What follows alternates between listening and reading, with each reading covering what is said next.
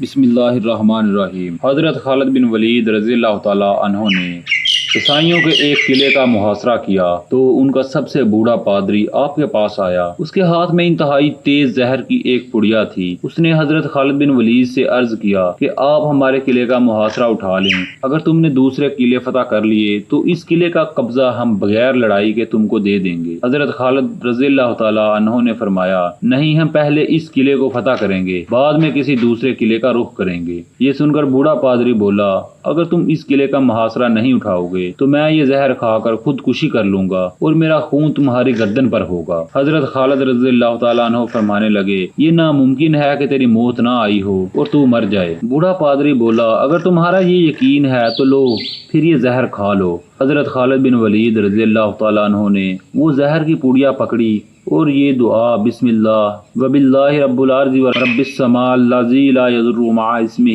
داء پڑھ کر وہ زہر پھانک لیا اور اوپر سے پانی پی لیا۔ بوڑھے پادری کو مکمل یقین تھا کہ یہ چند لمحوں میں موت کی وادی میں پہنچ جائیں گے، مگر وہ یہ دیکھ کر حیران رہ گیا کہ چند منٹ آپ کے بدن پر پسینہ آیا، اس کے علاوہ کچھ بھی نہ ہوا۔ حضرت خالد بن ولید رضی اللہ تعالیٰ عنہ نے پادری سے مخاطب ہو کر فرمایا، دیکھا، اگر موت نہ آئی ہو تو زہر کچھ نہیں بگاڑتا۔ پادری کوئی جواب دیے بغیر اٹھ کر بھاگ گیا اور قلعے میں جا کر کہنے لگا، اے لوگو، میں ایسی قوم سے مل کر آیا ہوں کہ رب تعالیٰ کی قسم اسے مرنا تو آتا ہی نہیں، وہ صرف مارنا ہی جانتے ہیں۔ جتنا زہر ان کے ایک آدمی نے کھا لیا، اگر اتنا زہر پانی میں ملا کر ہم تمام اہل علاقہ وہ پانی پیتے تو یقیناً مر جاتے، مگر اس آدمی کا مرنا تو درکنار، وہ بے ہوش بھی نہیں ہوا۔ میری مانو تو قلعہ اس کے حوالے کر دو اور ان سے لڑائی نہ کرو۔ چنانچہ وہ قلعہ بغیر لڑائی کے صرف حضرت خالد بن ولید رضی اللہ تعالیٰ عنہ کی قوت ایمانی سے فتح ہو گیا۔ اللہ اکبر۔ امید کرتا ہوں دوستو یہ سٹوری آپ کو پسند